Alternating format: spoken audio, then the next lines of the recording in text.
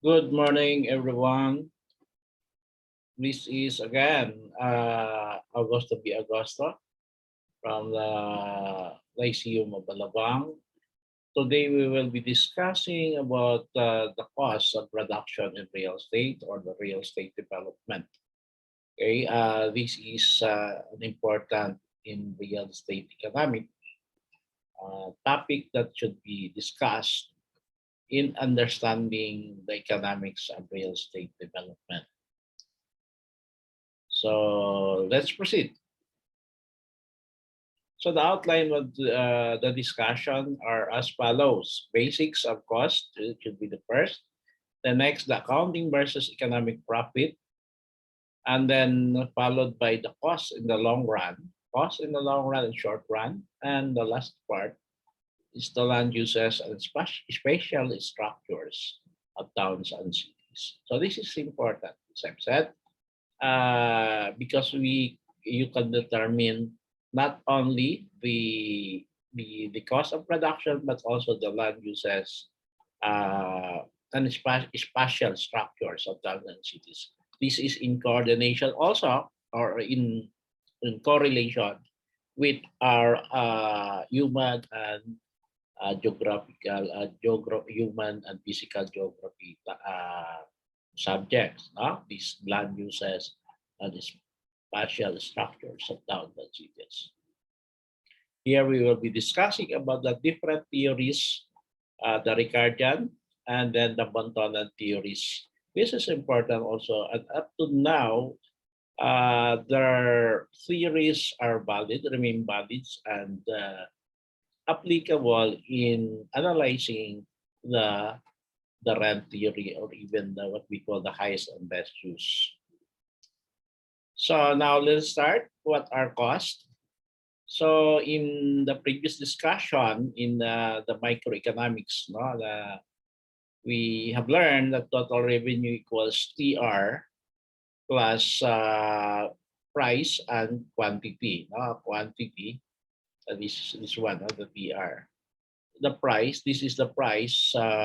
Example, if you are selling a condo unit, the price is 1.2.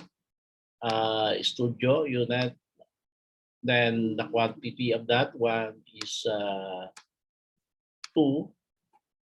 Then you have two units, you have 2.4 million. That is the total revenue. So here we will use the shoes of a developer. You are in the supply side of the production, the production function. So 2.4 M, you are selling it in 2.4 M. So now in the total revenue, it is the amount per receipt for the sale of its output. So its output is this one, the quantity. This is the units, condo unit, 1,000 or whatever. And the quantity of output of the firm produces times the price at which it sells its output. So this is the total revenue. This is the price, and this is the output too. So total cost is a market value of the inputs a firm uses in production. When we talk about inputs, this is involved labor, capital, raw materials, such as construction materials, and then the capital or machineries, machineries involved, dump truck, uses by developers in the construction process. Those were the inputs. Next, the cost of opportunity cost. As we have discussed, the opportunity cost, it is the cost of something that what you give up to get it. This is the you cannot get all goods and services at the same time. You have to give up something. That is the opportunity cost. So firm's cost of production include all the opportunity costs, making is output of goods and services. It is involved of explicit cost and implicit cost. What is explicit cost? It is an input cost that require an outlay of money by the firm. No? So they will have to pay, shell out, give money in return of that input cost. That is, so what I've said, materials, labor, and capital. However, the implicit cost, it is an input cost that do not require an outlay of money with the firm. Suppose that if you are a developer and also you are managing the firm, so your participation instead of being a manager of other companies or having a business of your own, your time and effort has been you put your time and money and resources in this project and instead of other companies. Now that is the implicit cost. Okay, so the total cost involved explicit and implicit cost. So the cost of financial capital is an opportunity cost. This is an implicit cost. No? So you can earn an interest income. Example, if you are developing a subdivision development, 50 million, that is the cost of development. Now, instead of investing it in the subdivision, you can invest this in other business, or you can earn interest through time savings in a bank. No? That is the cost of financial capital. You are earning here, example, the 50 million, you have an ROI of 10% here in this project. However, in other project or as time deposit, you just earn 4 to 5%, 5% as interest of your time deposit. Or in other business, you can earn as much as big as 20%. Other geographical unit or geographical area or businesses type. Example, if you will invest this one, instead of a subdivision development, you invested this one in the farm, agricultural, business, and earning 20%.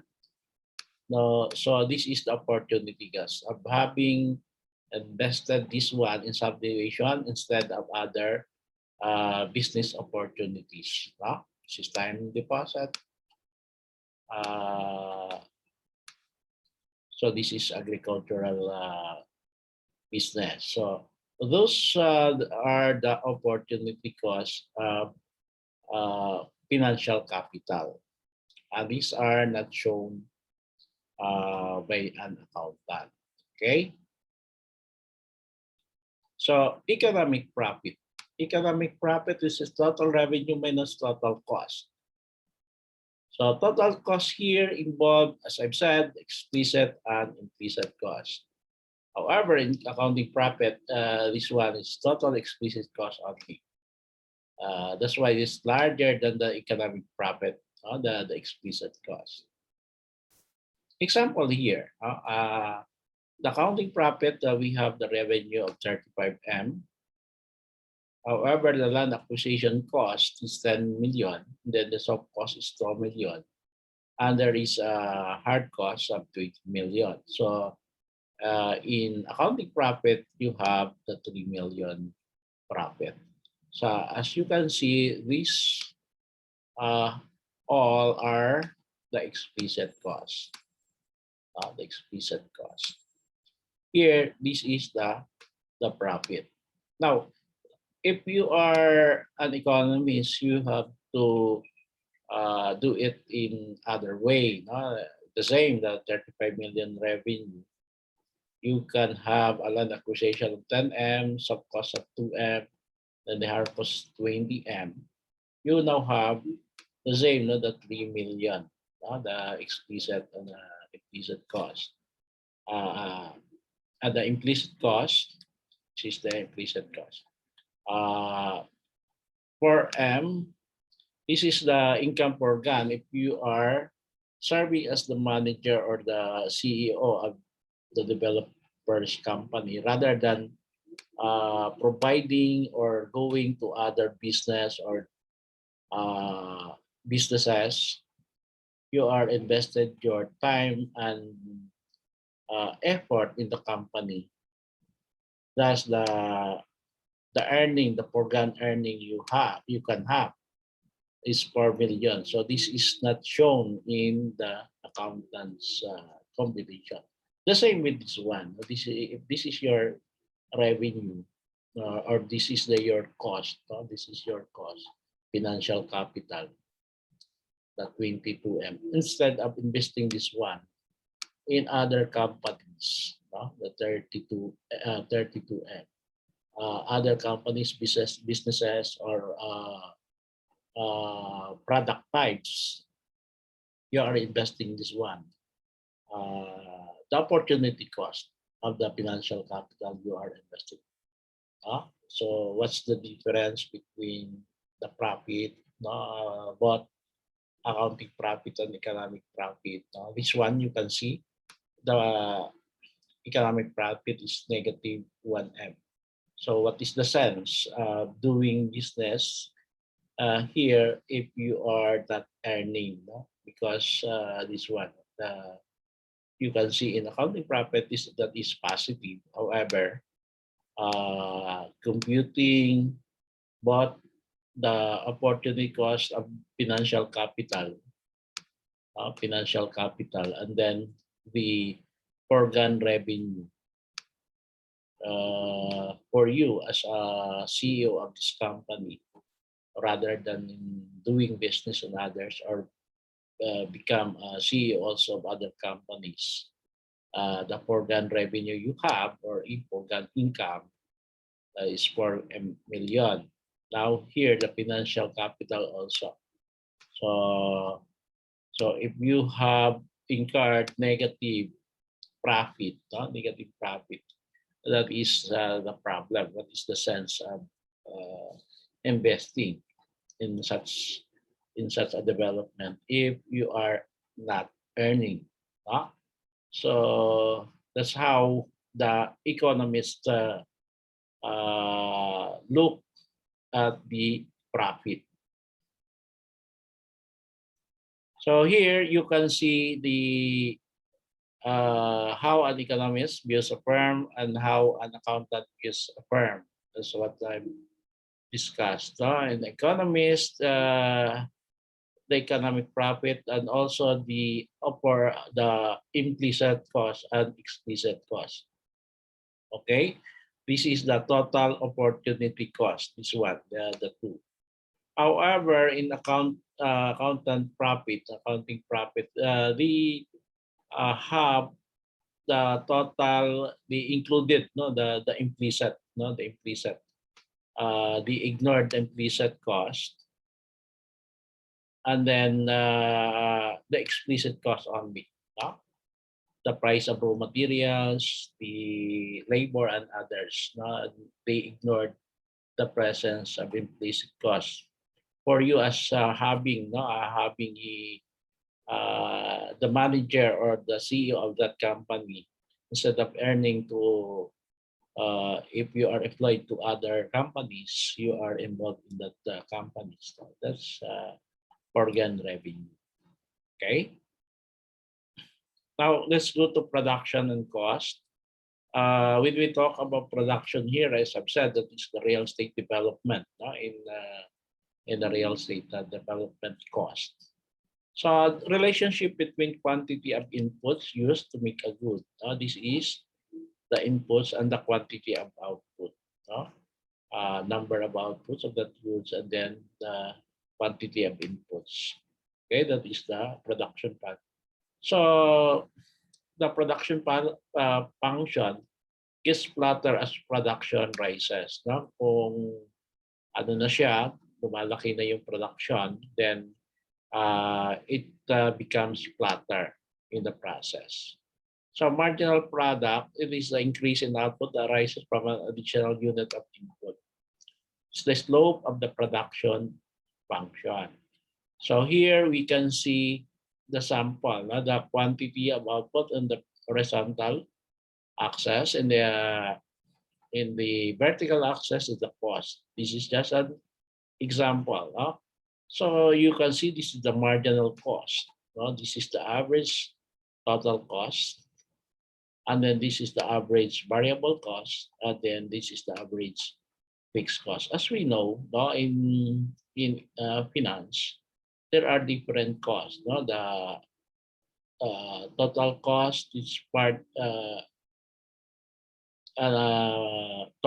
total of the average and fixed cost. The fixed cost, this is the cost that do not change in the process. And however, variable cost like labor, they keep on changing in the process. Now, marginal cost, this is the changes, the cost of changes between the average total cost and then the quantity. So marginal cost rises with the quantity of output. So here it pertains to output. If example before is the condo units. If from 2 units it becomes 10, it's become 20. So as the quantity of output rises, the marginal cost also rises. So the average total cost curve is U-shaped. Here, this one. This one is the average total cost curve. So that is U-shaped, meaning from the high cost, you can see while it is the quantity is rising, it becomes flatter. It becomes then rise again when they intersect with the marginal cost here. They start to rise. So the higher the number of output, the quantity of output, will also rise the average price, so the cost. So the cost. This is the average total cost. So this is the average cost and then the average fixed cost. So you can see the average fixed cost. It's downward sloping, and it becomes lower when it has a higher number or of quantity of output. However, the average variable cost, it is upward sloping. Outwards, meaning the higher the number of quantity of output, the higher the cost. So that is the explanation of this graph. Now, if you are a developer, you have to look at this one, the marginal cost, because this is the in relation with the production and the cost. Okay, the higher the number of your cost, also in relation to the quantity of output. You start from the cost from low. However, it upward sloping the marginal cost, MC. This is the marginal cost. As long as you are the quantity of output is rising, also the cost rises in the marginal cost. Okay. Example, this one, manual development properties. There is a number of workers, and this is the output, the quantity of units per hour.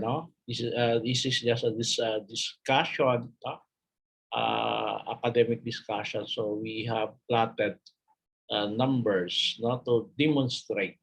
This is the marginal product of labor, and this is the cost of development. This is the cost of workers. And in column 6, this is the total cost of inputs. Because as we have said, the inputs involves the cost of development and then cost of workers. Okay, so if here you have quantity output zero, number of workers zero, so the cost of development is 30. Then the cost of workers is zero. So you have total cost of 30. When you add one worker, you have an output of 50, and then the marginal product of labor is 50. 1 times 50 is 50. So the cost of development again is 30, no? Then the cost of worker is 10. So you have 30 plus 10, you have 40. Okay? Now keep on increasing your number of workers to then it becomes now 90 the output, no? 90. Then the marginal product of labor, this is 90 minus 50 is 40, no? 40. So 30 plus 20 is 50. This is the total cost of inputs. Now it becomes increasing the number of workers. You can see the marginal product of labor becomes lower, no? And until it reaches 5, no? The marginal product of labor. However, the output is 155. No? As you can see, the marginal product keeps on decreasing. However, the cost of development is fixed. No? Fixed. Then the cost of worker is increasing, no? To zero, from 0 to 60. So you can also see that the total cost of inputs keeps on increasing while you are increasing the number of workers. So the number of outputs increases. However, the production of the worker becomes smaller, no? From 50 it becomes 40, 30, 20, 10, and then 5. So there is a higher, no, the higher production of worker is in the first, no, the 50. Then, however, the costs keep on rising. That's why the total cost of input also rises. So that's what we call in the principle of diminishing marginal product, that as long as your input declines as the quantity of the output increases, no? So it is what we call we have the different direction, no? One is declines, however, the other increases. No? The quantity of the input increase. So the production function gets flatter as work inputs are being used. Now both the labor and the cost of development. And then the slope of the production function decreases. Yeah, this one, no? The production function. This one, marginal product decreases. However, the total cost increases. No? That is the marginal diminishing marginal product. No? This is one of the principles in real estate valuation and in the real estate also as a whole. So total cost curve, it is the relationship between quantity produced and total cost. Then so gets steeper as the amount produced rises. Now it has now the diminishing marginal product, and producing one additional unit of output requires a lot of additional units of inputs. So it becomes very costly. No? You are a developer, you are looking at the two, the inputs, no? Inputs, the labor and the cost of development. It's either the machinery or the construction materials. Okay, so looking at the figures, now you can see the actual, no? The diminishing marginal product, which will the if the input declines, the quantity of input increases. They are reversed, no? They're in the opposite direction of each other. That is the diminishing marginal product. So in the long run, we can see, the average total cost in short run. It's small factory average total cost in short run with medium and then the large. So this is the in economics as a whole, but this is applicable in real estate. So we have the economies of scale in short run here. You can see it is from high cost, average total cost, to lower, no? So and then it gets flatter in the medium, and in the long run gets rises, no? It rises again. So here, this is the average total cost curve. In medium term, no? Medium factory, and then large factory, no? So what is the difference? No, here this is the short run, the long run, no? The long run. This one is the short run, no? This in blue. However, this one is the long run. So in the long run, you can see the average total cost started from a high. No? However, it goes along the way, it becomes flatter, and in the long run, increases, no, rises. So this is the now this economies of scale. Here, this is the economies of scale. As long as your cost, average total cost in the short run, you have so many output, the average total cost will go down, no? And it becomes flatter.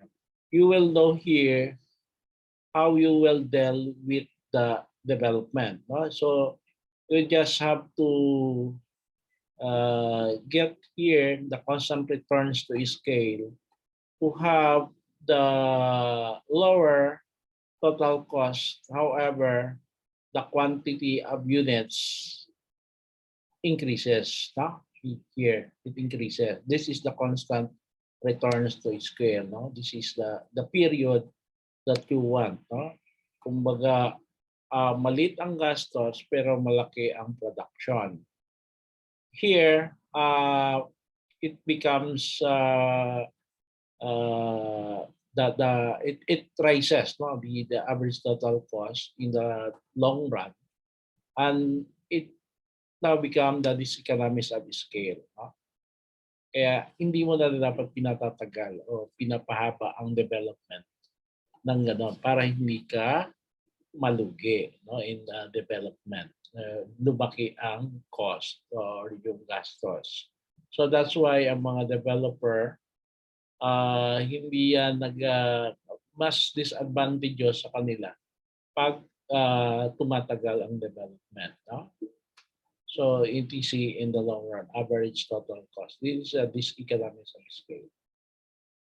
So many decisions that is fixed in the short run, however variable in the long run. Nagiging variable siya because pabago-bago ang mga prices ng inputs, no?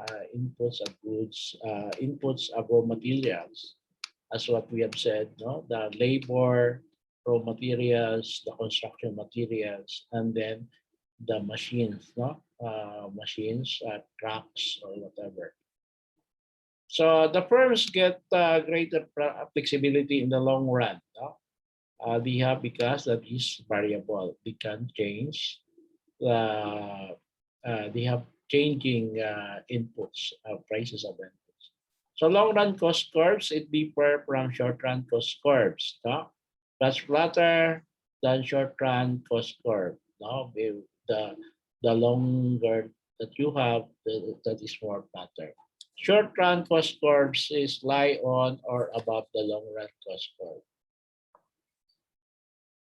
Okay, so economies of scale, long run average total cost fall as the quantity of output increases, as you have said. seen in the graph. Increasing specialization among workers, no? Because that is long run average total cost. Siyempre, the workers now becomes trained, no? Specialized, and they are uses advanced technologies, no? Technologies and development.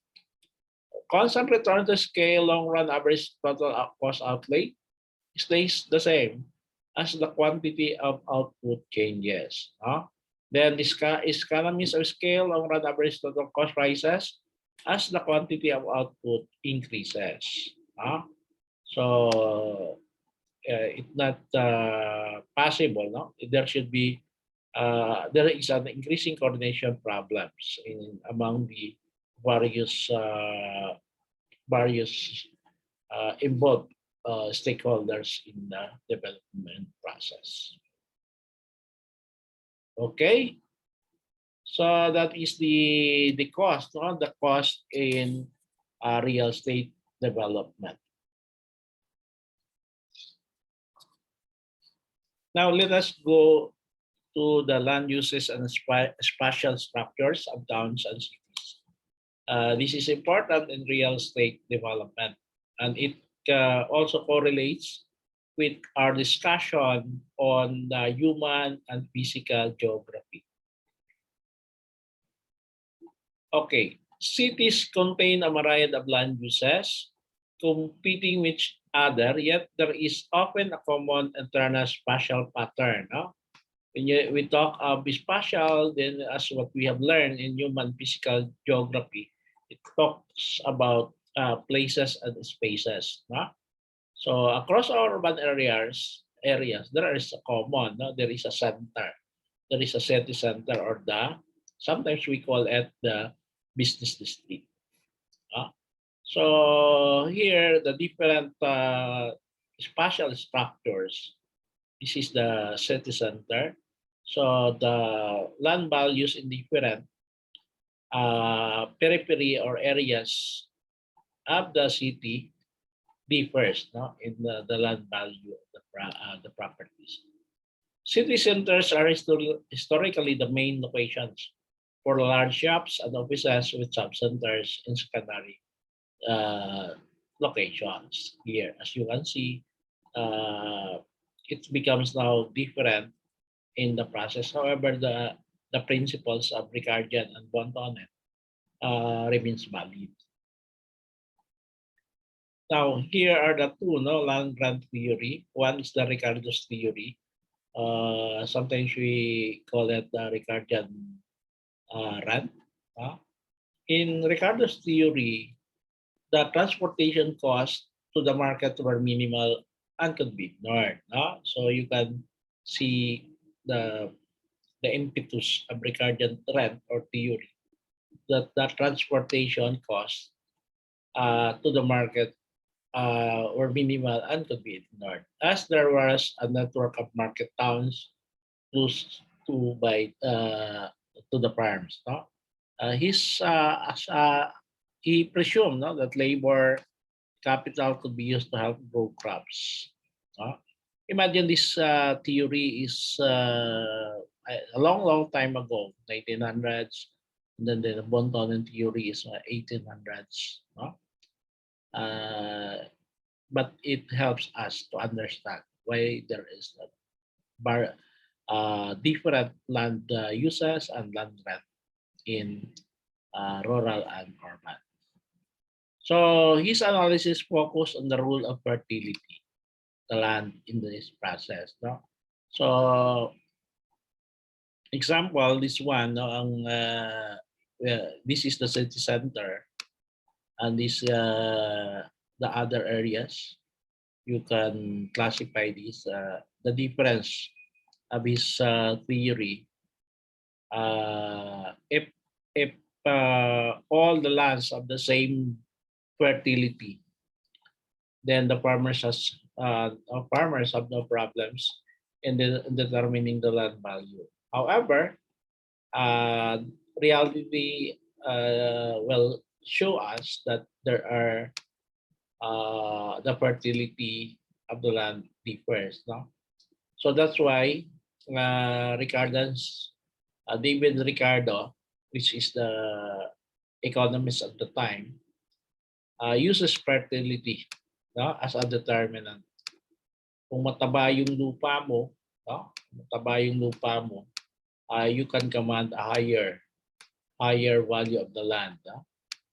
Because that is the means of production at the time. The means of production, that is the means of production.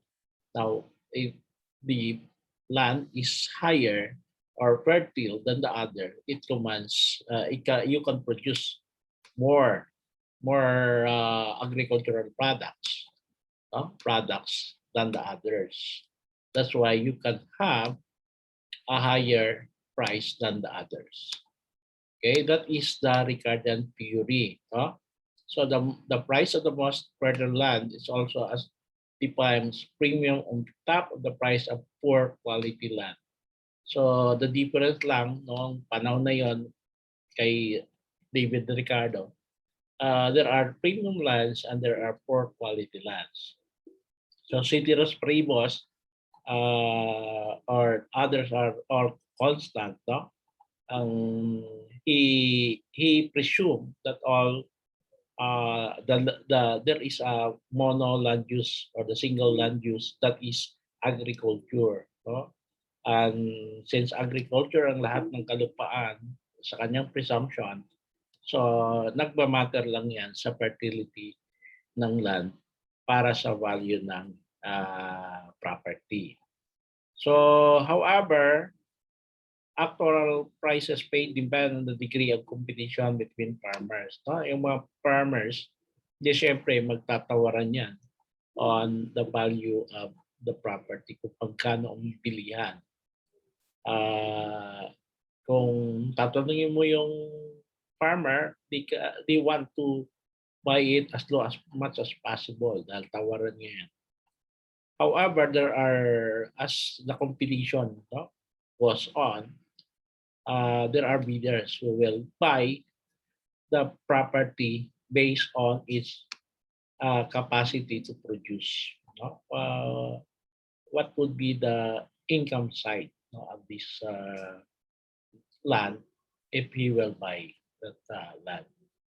So here in the figures, you can see if this is the grades of land A, B, C, D, and this is the productivity. So you can see the higher grade A siya, mas mataas ang productivity.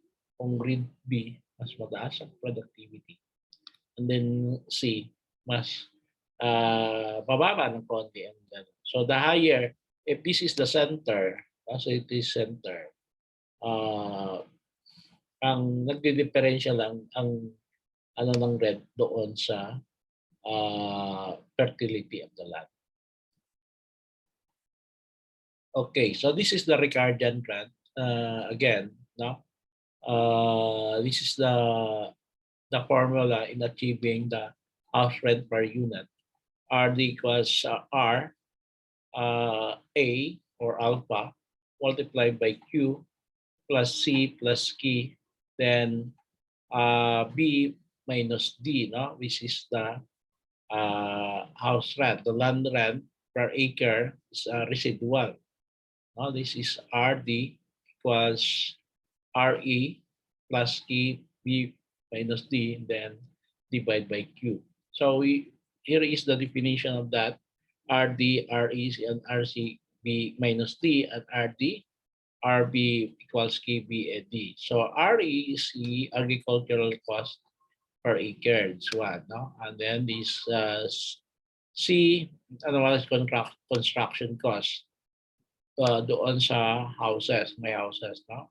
Then Q is the amount of acre, no? The Q, amount of acre per house unit, and then D is the location, this one. B is the boundary, the farthest location. And then 0 is the best location, it is the center. K is the annual transport cost per mile, inclusive of all money and time. So when you arrived, no, the difference between house rent and the land rent. In house rent, there is a structure, no? Structure that is the improvement, as what we call it today. No? The slope of the housing, and then the agricultural rent from distance B, there is a border B, no, the border. So you can see here the higher the distance, or the part is the distance, the lower the rent, no, the rent. This is the downward sloping. So the land, the agricultural land also is downward sloping, meaning the higher the housing rent uh, for the shortest distance from the center. Zero is the center. Then the agricultural land rent here, RE, or the agricultural rent. Then the Q is the amount of acre per hectare. Now here the land rent, because there is no structure, the difference now is the location rent. The location rent. So where is the location?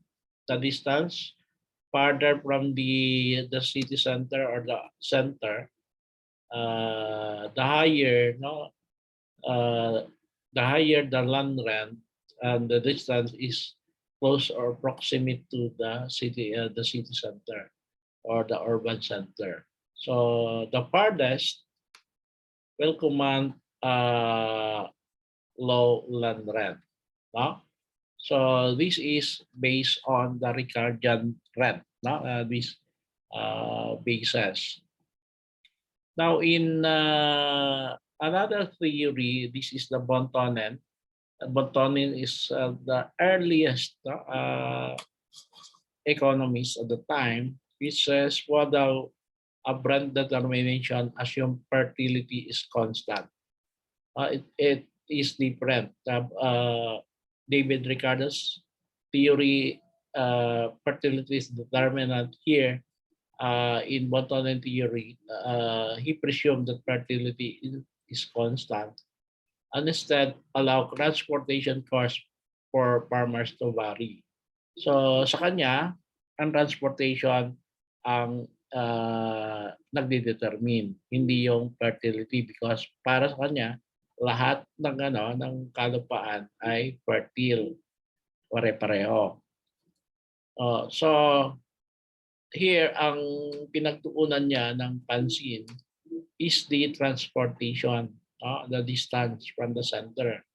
So the cost of transporting any produce from the farm to the marketplace is assumed to increase with distance from it. So here you can see this is the city center or the marketplace. Ang land rent here, mas mataas kung mas malapit ka sa marketplace. Ceteris paribus again, ang presumption ni Bontonen, the word is flat, no?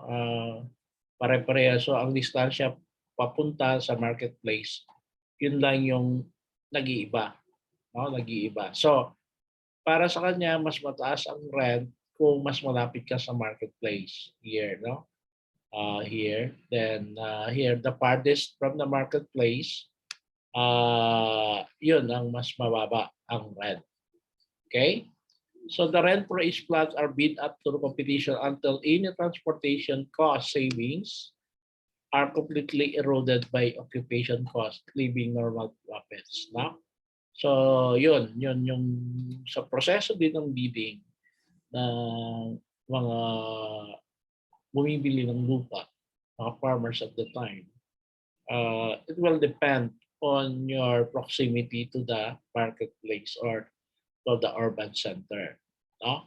So however, in the process, nakita natin na nagkaroon ng mga transportation. At the time kasi more on mga kalesa, no, at the time. And then it takes a day to travel the vegetable from the farms to the market. So pataasan lang ng ng number of days sa transportation. So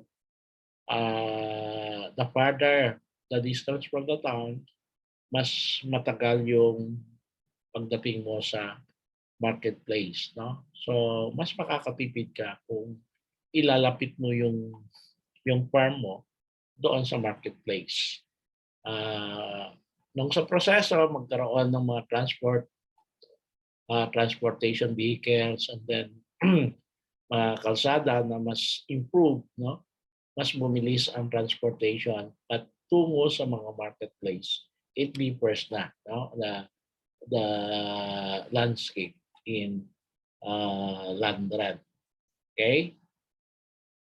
So intra-urban patterns of land use and rent, the rule of location is most evident for the revenue of retailers. No? Sa mga retailer, variation in shop revenue are dependent on the accessibility of locations for customers. So doon yung makikita sa dalawang theory how important is location. No?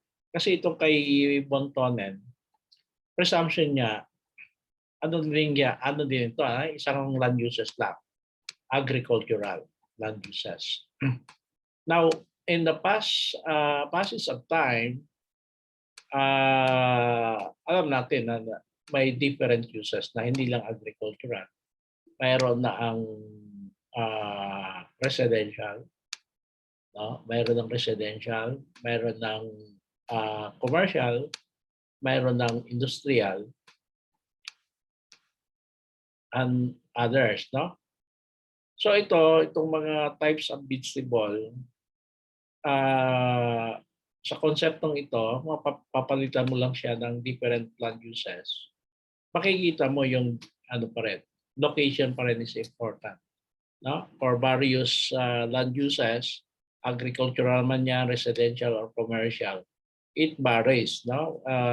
Sa punto de vista ng retailers, kakaiba din, no? Because of that, ang importante sa mga commercial retailer or whatever, important sila ang foot traffic, no? Number of people.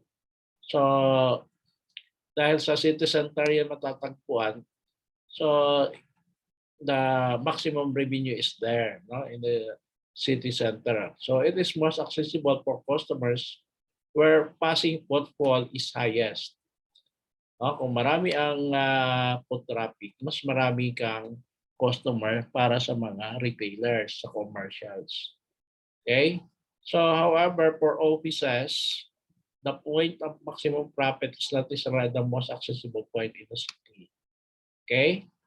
Profitability is not solely related to location. But para sa office, ang prestige address. Example, kung nasa Ayala CBD district or BGC ka. No? For business aspect, mataas ang prestigyo pag doon ka nag-o-office, kung Makati ka, no? Nag-o-office.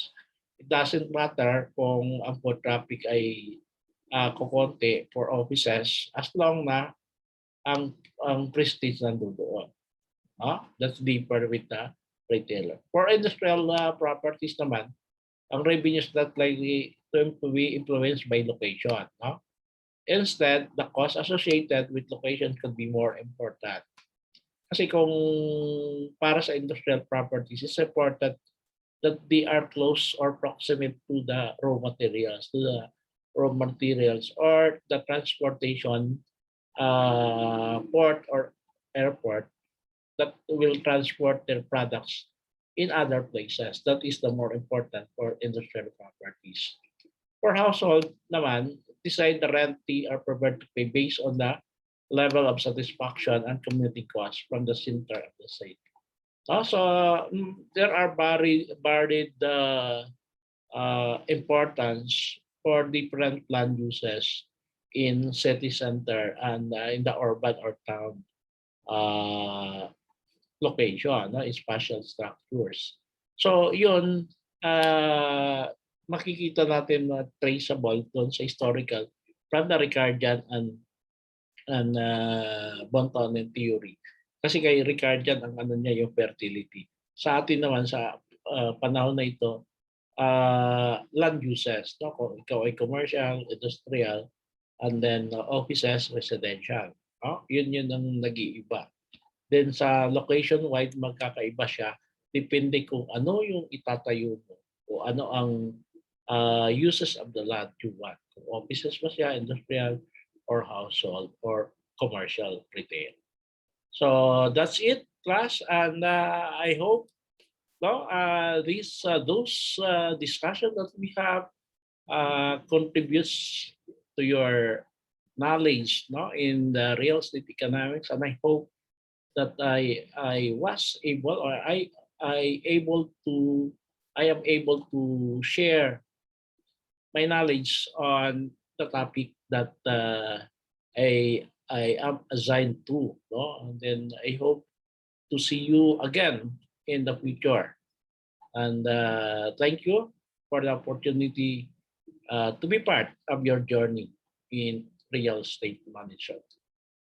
Magandang umaga at maayong buntag sa tanan. God bless.